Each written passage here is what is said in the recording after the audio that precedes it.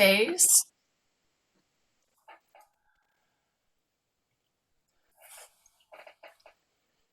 Ready.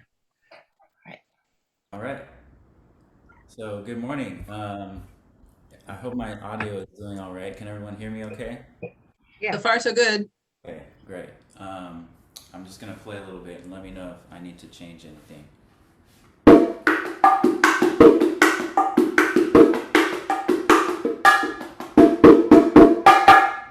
Good? All right. Great. So today I want to talk about one of my favorite instruments, one of my all-time favorites to play, which is the bongo. It's a very awesome. Yeah. If anyone's got one, go ahead and grab it, and we'll play some together. Beautiful. Um, so Does it matter which way we are facing relative to you? Like the big side is on which side and the left hand and the right hand? um, generally, if you're right-handed, you would put the little drum on the left and the big drum on the right. I don't know if my screen is mirrored, so you can see. This is how I'll have it. So this is my left hand. This is my right hand. Um, so I just before we even start playing it, I just wanted to talk about the history a little bit, um, because it's something that I think is really interesting to know about the instrument before even getting into the technique and learning about it on a musical side. But in Cuba, where the bongo was invented, there's a group of people, a religion and an ethnic group, called the Abaqua. And the Abaqua, is a society similar to, you could think of like um, the Freemasons or something like that, um, where it's a group of all men, and it's a religion, and it was basically in um, for a way for enslaved Africans to be able to retain their culture and have a group to belong to, although they were taken from their homeland and stripped of their identity. So the Abaqua was really important, to retain that culture, and so a lot of musicologists believe that this instrument comes out of the Abaqua, because the Abaqua play their own music, which is obviously called Abaqua, and there's two styles, Efi and Efo, and those styles are played with drums, which look very similar to this. Actually, look more similar to this. However, they're not attached, so they're each separate drums, right? And everyone would hold their own drum and play it like that. And so the theory is that the bongo comes out of the Abaqua drumming tradition, where at some point someone decided to connect two drums together and play it like that. So this that theory also comes about because the word bonko in Abaqua means brother. So if you have two drums here, that could be, you could gather that that would be a brother, right? Two brothers. Um, so, and also a lot of Abaqua individuals were pioneers in the son cubano, or the music that later became known as salsa. So, and the bongo is very important for the development of that kind of music.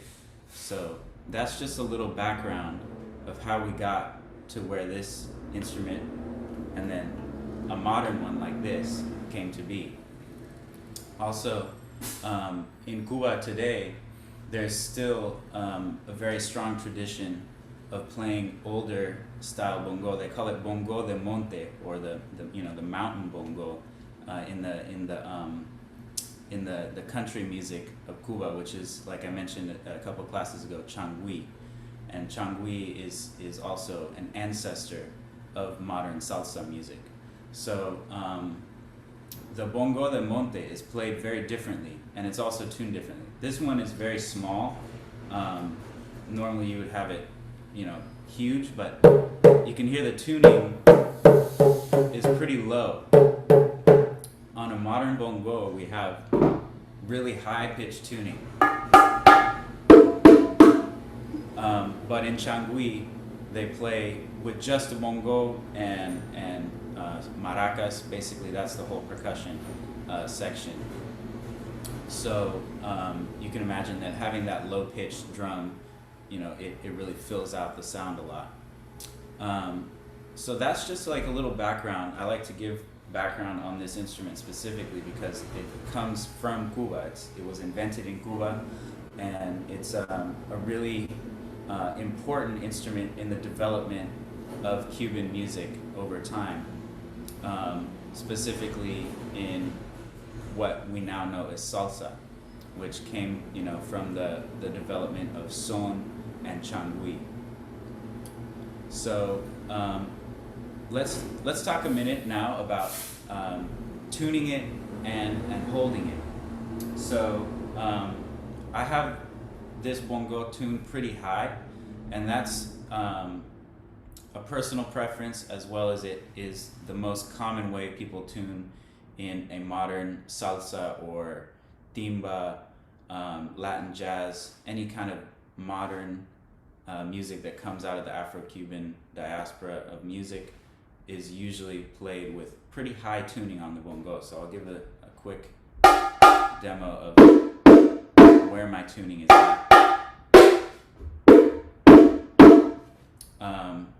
And again, that's personal preference. You can tune basically however you want. However, this drum is more often tuned high.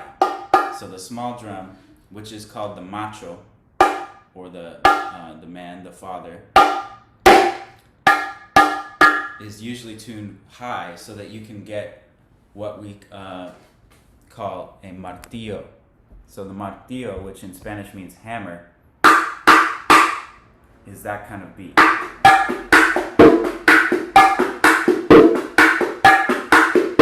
And we'll go over how to play that in just a minute. But yeah, so the high drum, or the macho, is usually tuned pretty high, and the hembra, or the woman, the mother, is usually tuned in the middle. Can be tuned low, but when I have the plastic heads on it, I like to tune it a little higher, because it doesn't ring as much with a plastic head if you tune it low.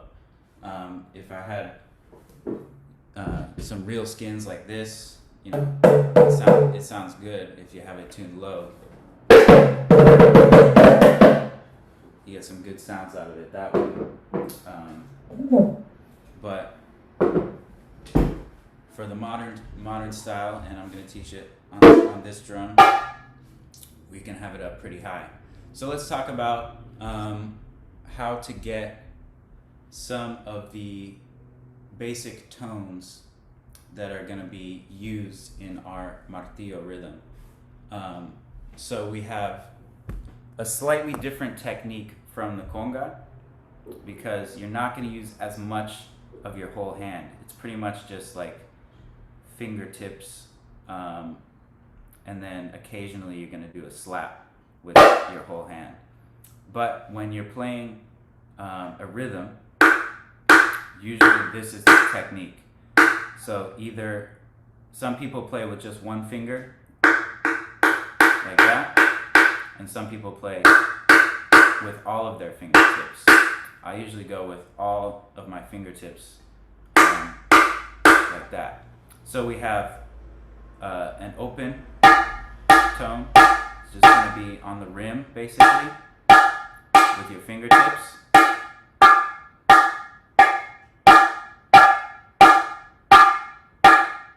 And then there is the closed tone, where you're going to take the meaty part of your thumb right here and your palm and press down on the drum, and that'll get you higher, versus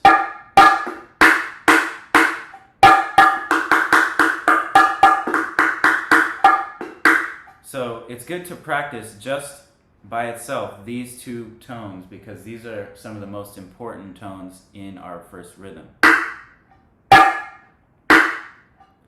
So with your left hand or your non-dominant hand, I don't know if I'm mirrored, so this is my left hand right here.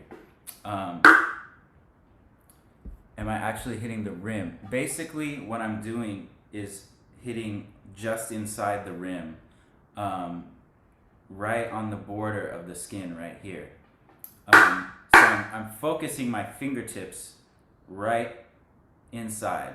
So I'm not trying to focus on hitting the rim because that won't get as much sound, but right inside the rim. Versus here's the rim. Move a little bit inside. I have another question. Yeah, go ahead. Because I'm getting mixed up in the mirroring. So it looks like you're reaching across your body with your right hand to hit the smaller drum. What am I? Yes, the right. Okay. Here, let me see if I can. There. Now this is my right hand. Does that make more sense now?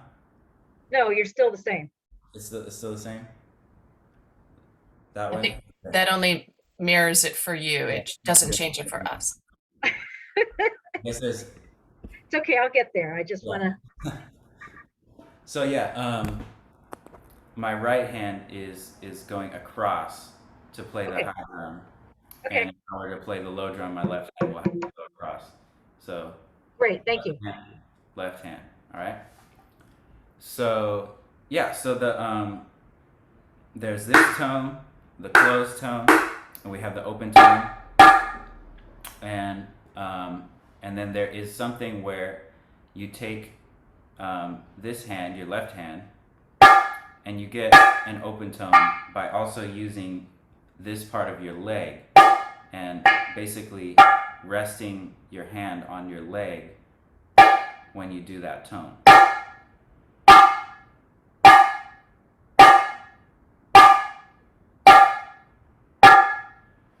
And then, so that covers basically what we do on the high drum. Now the low drum is a little bit more like a conga tone, where you are putting your fingers almost to the palm. Basically your whole finger is going to hit the drum.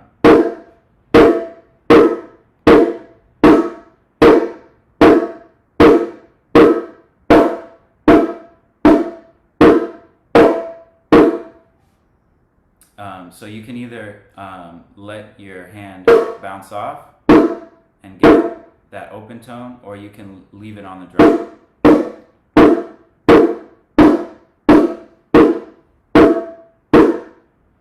So generally when you're playing just a rhythm, you're going to let your fingers bounce off of the drum just a little bit so that you don't choke the drum.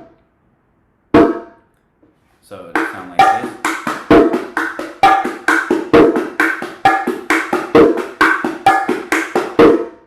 And then sometimes when I'm soloing, I'll use that muffled technique where I leave my hands on the drum to muffle it up. All right, so we have these basic tones. We have the open tone on the low drum, open tone on the high drum, and then with the left hand we're using the leg a little bit. And we have the closed tone. And then in our rhythm, we're going to use another technique, which is possibly the trickiest part of the rhythm, which is it's similar to on the conga technique that we worked on, where you have this heel toe, except you're going to use more of your thumb and then touch with your fingers.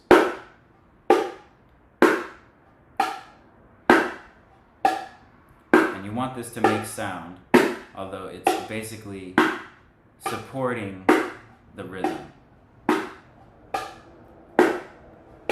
So when you hit with your thumb, your fingers are free. They're not necessarily on the drum, although they can be resting on the drum. But usually I just use my thumb and this part of my palm to move. And then your fingers are going to do that front touch like that.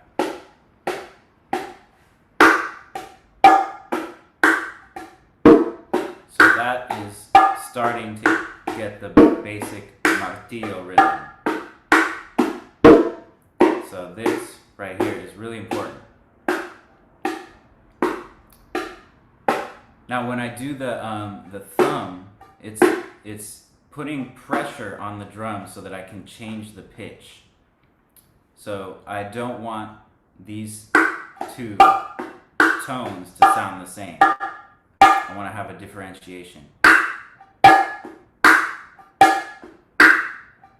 And one good thing to do for everyone is to explore your own hand. So everyone's hand is going to sound different because we have different size and shape hands, and of course all of our drums are going to be different, so there's no way we're all going to sound the same.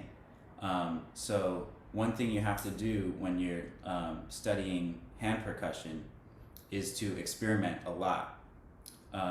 That's something different from maybe playing percussion with sticks, where there's a very specific technique and the physics are always going to be the same. A lot of instruments are that way. But with congas, bongo, stuff like that, it's really a lot of exploration because everyone's hand is going to sound differently. So what I do when I'm studying this is you can move your hand up and down and figure out where you get your best closed tone. You can hear that there's different tones in there depending on where you hit it.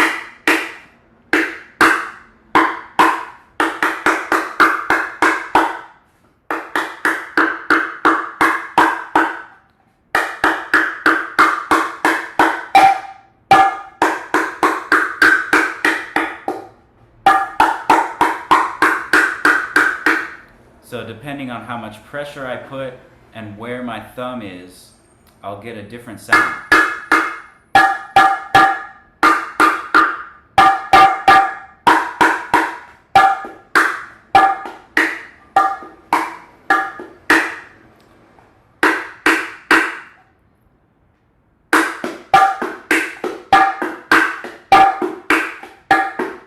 For me right now, I'm liking it a little bit higher on the drum so that my closed tone can be really high pitched.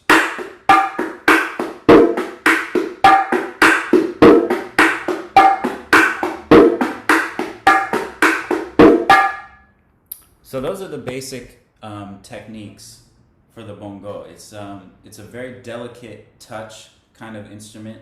There's a lot of nuance to it. So it's definitely something worth sitting down and spending a lot of time discovering for yourself what works for you and where you can find the sounds that you like. So I can give you the basically the guide on how to get good technique on it, but it's a thing where everyone's hand is going to do something different on the skin.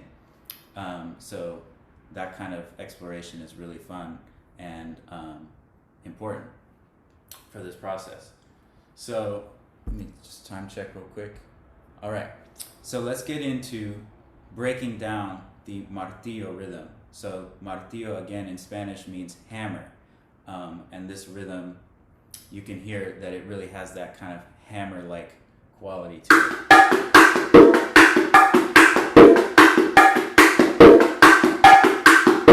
And lucky for Sheila, we're marking the downbeat very heavily in this one. 1, 2, 3, 4. 1, 2, 3, 4. And so our right hand is basically just playing every downbeat, every quarter note. 1, 2, 3, 4. 1, 2, 3, 4. Left hand is playing all the eighth notes. 1 and 2 and 3 and 4 and 1 and 2 and 3 and 4. Yeah, and the downbeat is cool too, so don't forget it. So we're gonna play now the martillo rhythm. Anyone who has a bongo with them, and if you don't, this is being recorded, and you can go grab your bongo later. Or something that I do a lot is also just practice on a table when I don't have a drum, or on a chair, on a stool, and that's a really good way also to develop hand strength, because you get a different response on wood as you do on a skin. So here is the martillo rhythm. Again, I'm going to count it now, and then we'll break it down. So 1, 2, 3, 4.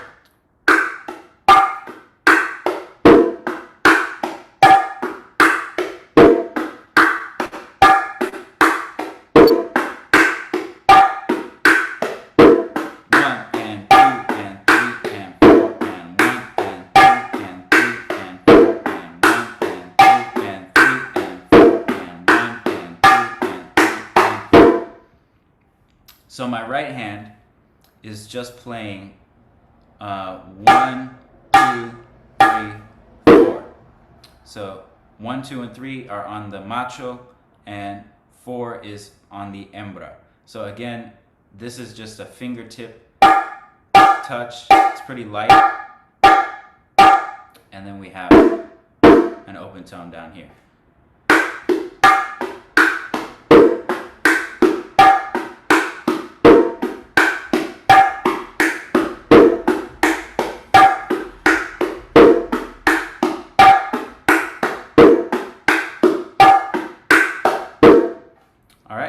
So the left hand is where it gets a lot more nuanced and tricky.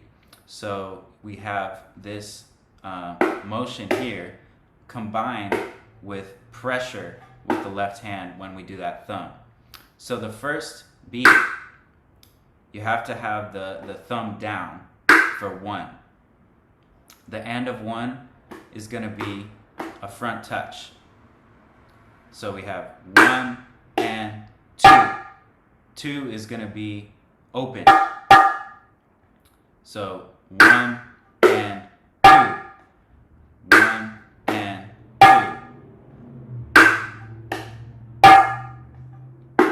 So it's good to practice just that part by itself, which is what gives the martillo rhythm its characteristic sound, which is the differentiation between that and that. So you want the 1 and 3 to be marked with the high pitch tone, and then you want the 2 and 4 to be like that, open. So 1 and 3 are closed, 2 and 4 are open. 1 and 2 and 3 and 4. 1 and 2 and 3 and 4. And 1 and 2 and 3 and 4. Now, one thing that I've noticed trips people up a lot is the and of 4. So after you play this tone down here, you're gonna do a touch with your thumb and this part of your palm down here, and it's gonna apply pressure. So gently pushing down on the skin so that when you go to the beat 1, you have plenty of tension on the head to get that high-pitched tone. So 4 and 1. Let's do that a couple times together. 4 and 1. 4 and 1. 4 and 1. 4 and 1. 4 and 1. 4 and 1. 4 and 1. All right. So with that, we should all be able to slowly start putting this together with those separate sections of the rhythm, all the nuance there. So 1 and 2 and 3 and 4 and 1 and 2 and 3 and 4.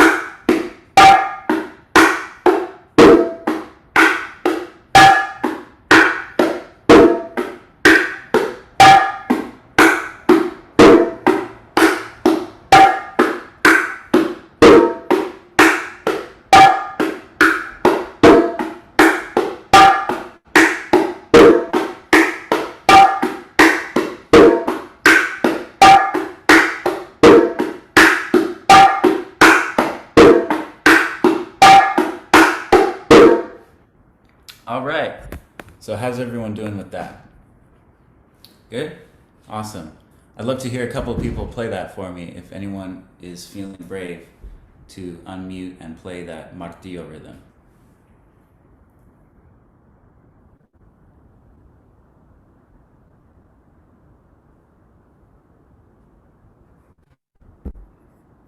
Oh, now I'm frozen. Oops. Can y'all hear me? I was frozen for a minute. Yeah, Okay, great.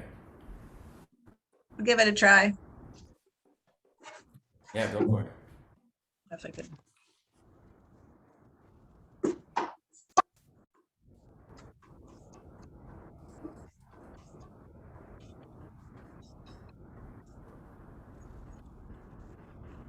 Awesome. Yeah, the technique is looking really good. That's great. And I like the tuning you have. The tuning is really good also. So yeah, that there is the martillo rhythm that is played in son. And back in the day, when son was being invented hundreds of years ago, maybe 150 years ago, the music only had bongo, clave, güiro, maracas, and an instrument called marimbula. Marimbula is very similar to like a thumb harp or a kalimba, but it's really big. And you sit on it, and it has those metal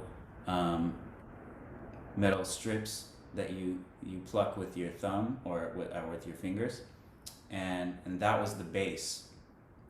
So it was a really low pitched percussion instrument that held down the low end of the rhythm. Although it did have different pitches, but it was not tuned necessarily to any specific pitch. So it was more just a percussion instrument. And of course the bongo was holding it down with martillo. And let's see, check the chat. For that older, yeah.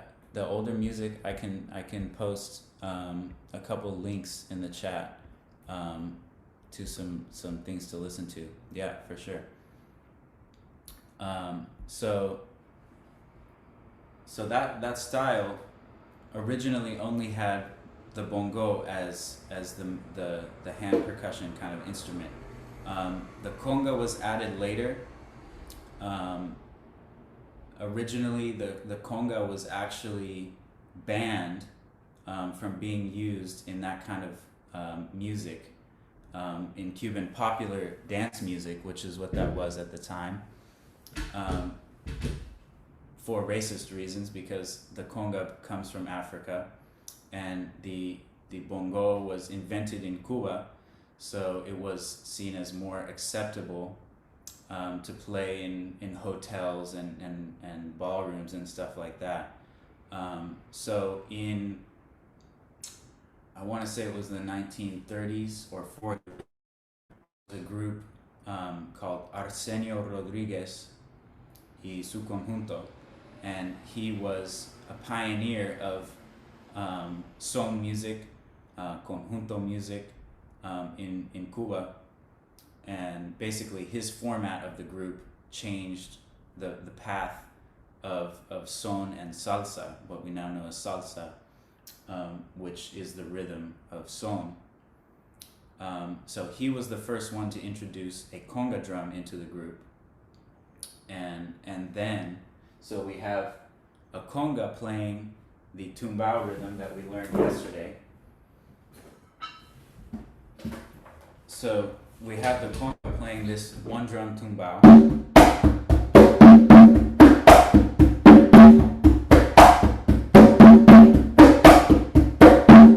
Mixed with the bongo playing the martillo rhythm. And that would basically allow the bongo to take on the role as also an improvisational, playing things besides just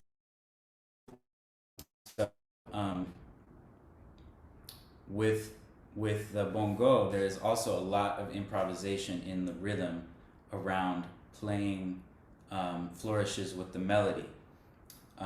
So in this way, it basically takes on the role that the quinto, or the lead drum in the rumba, has, which is to improvise in between the other rhythms. And it basically ties everything together with these improvisations. So today, I don't know, we probably have some time to learn one variation, but I'm just gonna play a little bit to show you what kinds of things would be typical for the bongo to play besides just the martillo rhythm, and then we'll break it down a little bit.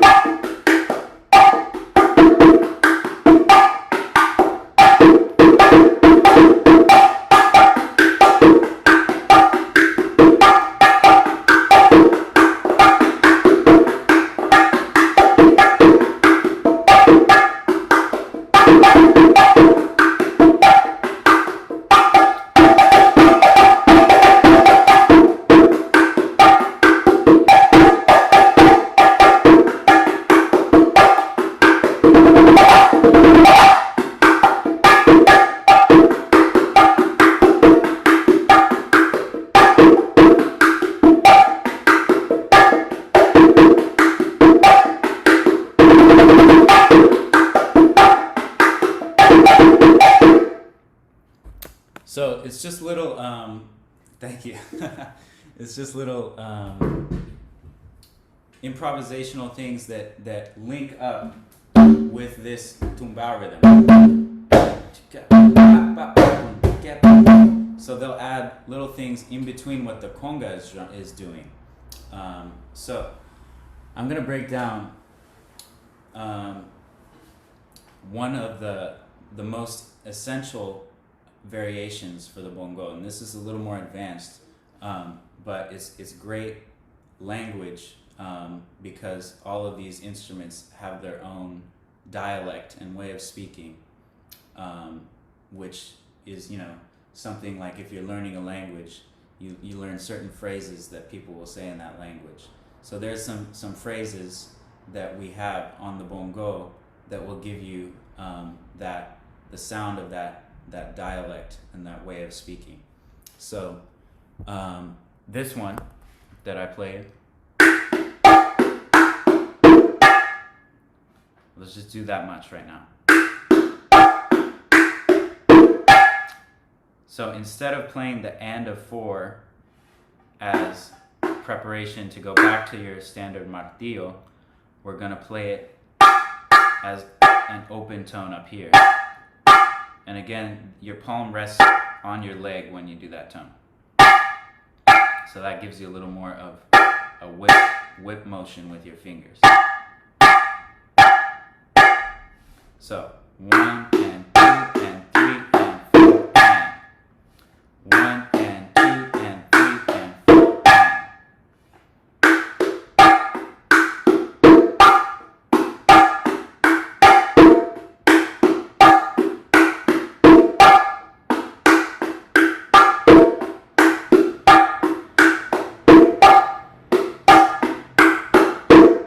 So after we do that end of 4, then we do a front touch with our fingertips. So 1 and 2 and 3 and 4 and 1 and 2 and 3 and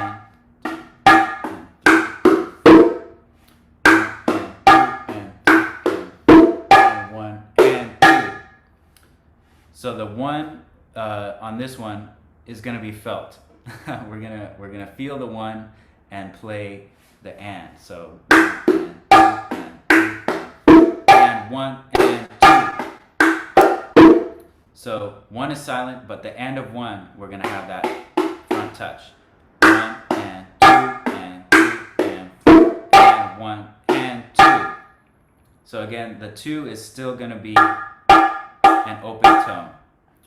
1 and 2 and 3 and 4 and 1 and 2.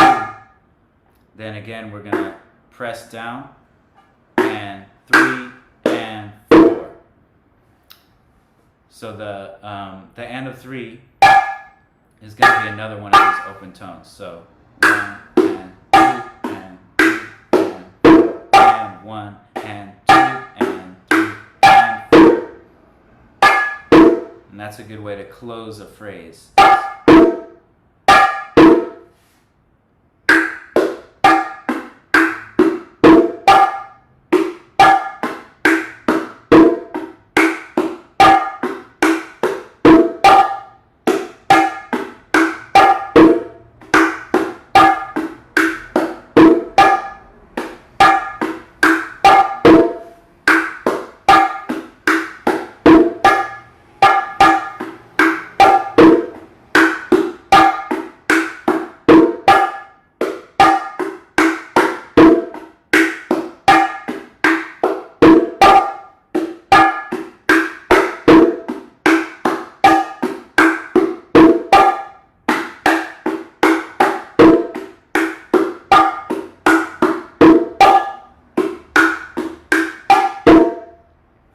Alright, so that is one basic bongo phrase that will work in it's kind of a medium dynamic range, right? So there's different phrases that we'll use depending on the situation musically. And we haven't even gotten to probably 60% of your job as a bongo player is not even playing bongo, which will just be playing the campana or the bell. So I'm going to break down the bell part either today or tomorrow if I don't have time today. But the bell part is also really important as your job as a bongocero or bongocera. So this variation that we just learned is you could use it in, for example, when the singer is starting a song and it starts to build in energy a little bit. So you imagine you start the song playing straight martillo while the singer is singing a verse. You have a verse or some melody is starting, and then if you start to feel the energy build a little bit with that,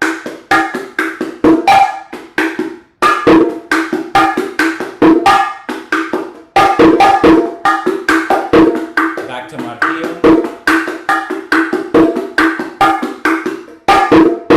little variation.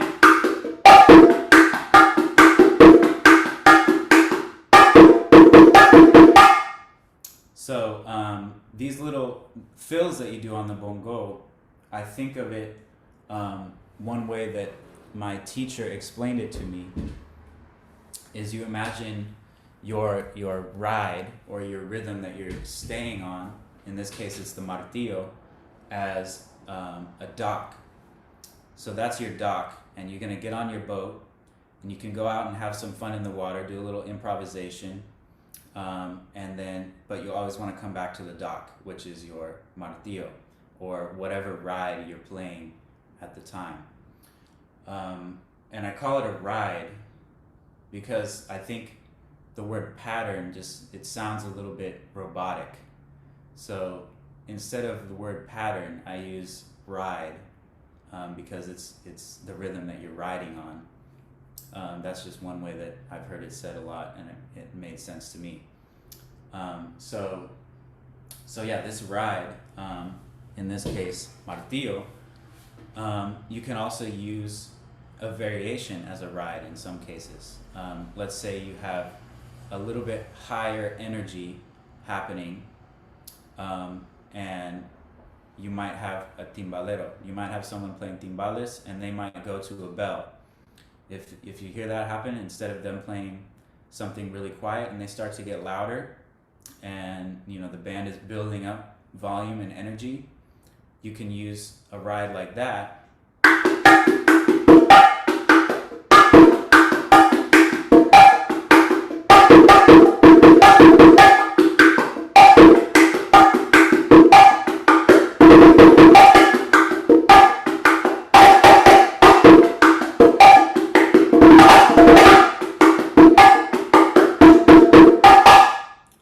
And that way the bongo adds a lot of flavor to the song, while you have the energy building more and more. The bongo will play a lot more variation.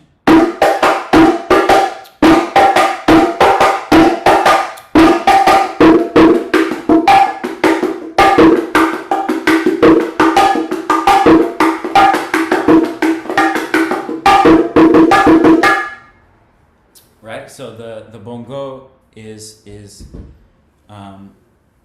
filling in between whatever's happening and making the song energy build. So generally, when you hear the rest of your percussion section going into higher gear, that's when the bongo would start to bring out a lot of that vocabulary. Generally, with the song form, what you're playing around, the beginning of the song, when things are going to be at a lower dynamic range, you're basically sticking to a martillo rhythm most of the time, with a little variation, respecting the melody, respecting the singer. And this concept is basically coming from rumba, from Cuban rumba, which is the ancestor of all modern Cuban music, because the clave comes from rumba, and son has its clave, and that became what we know as salsa. So in rumba, all of the drums, you have three conga drummers in rumba, and they all play parts that are interlocking. So you have two parts which are more standardized. You have the salidor, which is the low drum, and the tres dos, which is the medium-sized drum. And those two are playing a ride that will usually stay the same, although there's a lot more variation happening in modern rumba. And then the high-pitched drum will play in between those parts in improvisation.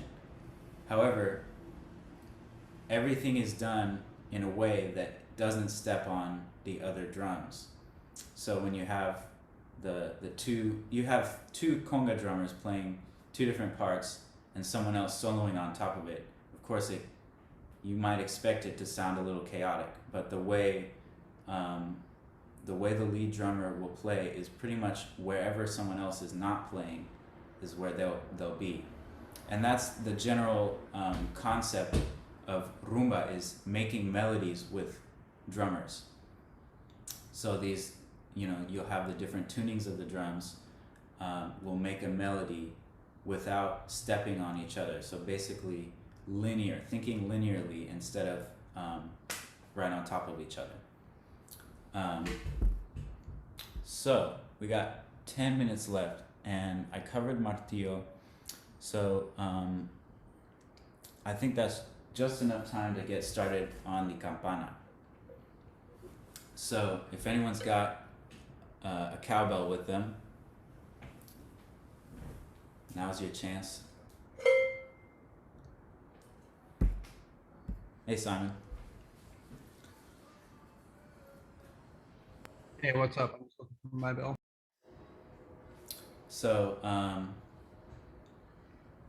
this is another example of why scholars and musicians who study traditional music believe that the bongo is an abacoa instrument, because in abacoa they also play campana, and this bell, the way it is in this kind of music is invented by the abacuá. So we can basically be pretty sure that the bongo and the campana are abacuá instruments and an abacuá influence on Cuban popular music. So here is the basic sounds that we're going to get out of the bell to play the son rhythm. So we have an open on the mouth of the bell,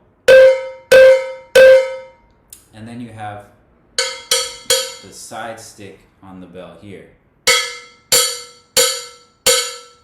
So we have, this is going to be choked with your fingers on the back so it doesn't ring out too much. And then when you play the open tone, you're going to lift up at least one of your fingers, get a little bit more open.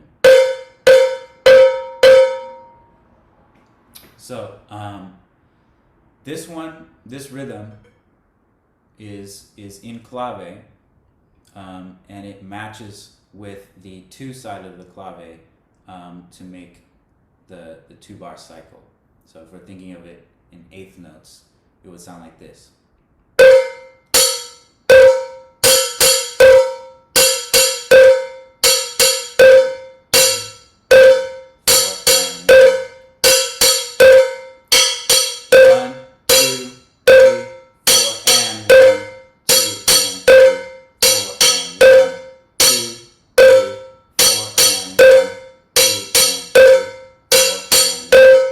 So that variation that I did at the beginning,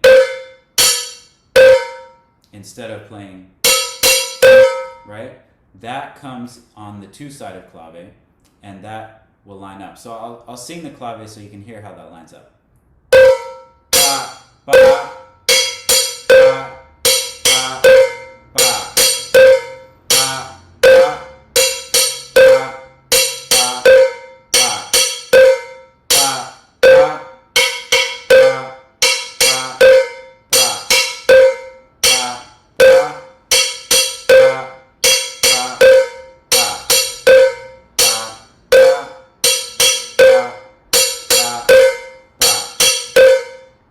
So that is the rhythm that the bongo player will play when the song, traditionally when the song would go to the inspiración or the pregón section. Yeah, Sheila. Okay, I got the first half, open, side, side, and then I lost it. What are you doing on the second half? Yeah, so the second bar is going to be just open, tone. So it's Open, 2 side sticks in between each open. So Okay. open again, these opens are all on the downbeat. So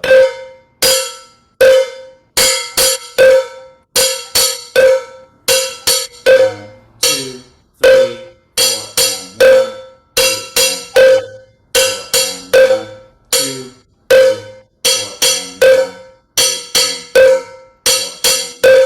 So in the context of a band, when you're playing bongo, you would switch to the bell when the singer would start improvising and doing call and response with the chorus.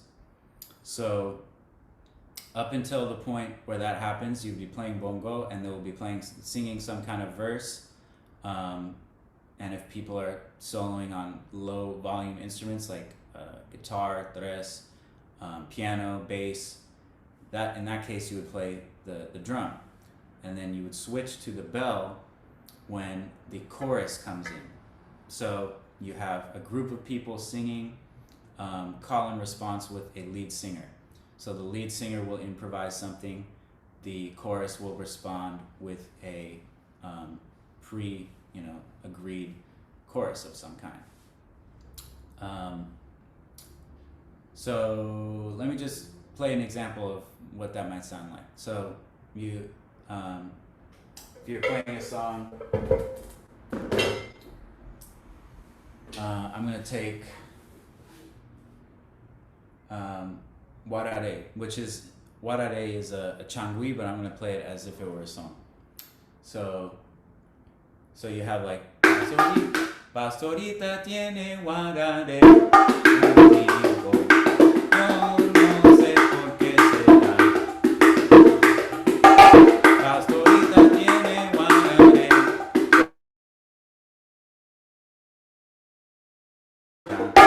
And then they'll switch to the bell for the section. Warare.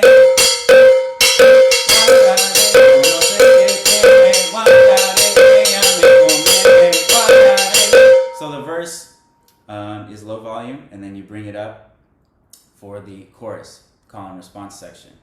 And a lot of times for trumpet solos, any kind of loud solo, you're gonna play the bell as well.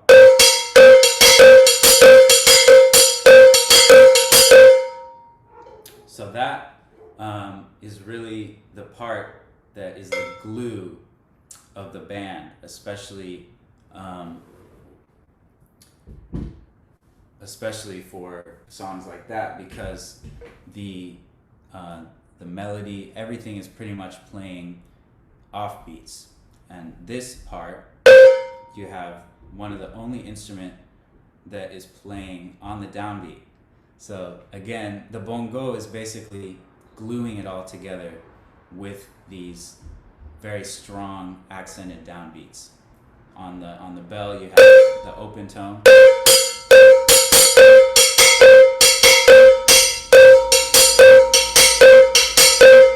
And then on the bongo, it's with the martillo, with your right hand that's locking in those really important 1 and 3, which are the high-pitched tones. Any questions on any of that? Yeah, definitely. We're all going to be able to play together next year, hopefully, and get all this in real life, real practice. Definitely looking forward to meeting everyone in person. And yes, it's really important that we all support Lark Camp, because they're keeping this all going. I'm so happy that I'm able to be here, even though I've actually never been to Lark in real life. I was asked to do it last year by Simon, and that was before we knew anything was going to happen. And obviously it was canceled, but I was so happy to also be able to teach a little bit on Zoom last year for camp, and I'm glad that they were expanding it this year so that we can have this kind of experience, at least online. And yeah, I love playing music all night. That's such a good example of that great community, and it's so fun to just jam all night.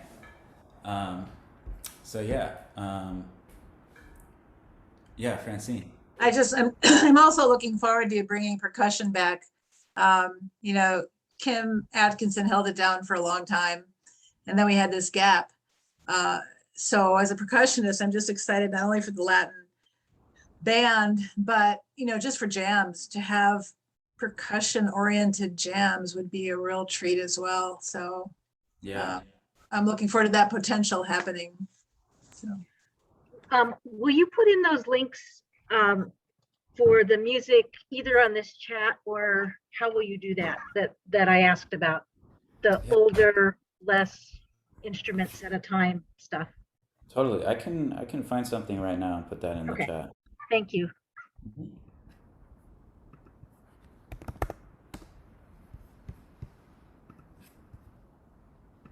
And I have a question, Amelia, while you're doing that. Going back to the soloing. Oh, I froze again. Okay.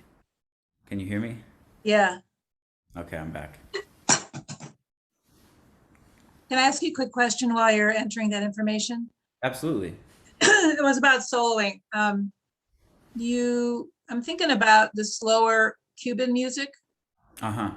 Where there isn't a lot of other stuff going on. And I've heard people that are really good bongo players, they have these beautiful, sensual kind of fills, and where do you get your inspiration for doing fills and accents in a musical style like that, where you don't have this big rhythmical structure you're just kind of fitting into.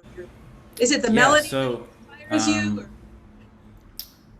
basically, the language of soloing, I get a lot of it from rumba and from the quinto playing in rumba. So the lead drummer in Wawanko specifically, if we're talking about a 4/4 style, they have a lot of things that are basically, like I was talking about, rides and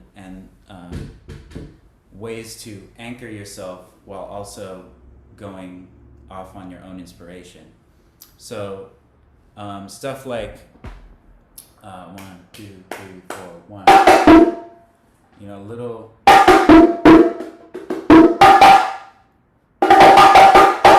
stuff like that is all from the quinto playing in rumba, which basically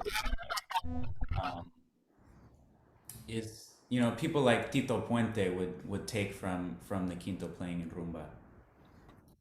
So yeah, Louis Romero is an amazing player. Yeah, I just got to record with him a couple weeks ago. So yeah, I guess we're over time now, but I'll get you, Sheila. I'll make sure to get you those recordings one way or another. And yeah, thanks for being here, everyone. Really appreciate it. Thank you so much. Another really great class. See you tomorrow. So yeah, bye.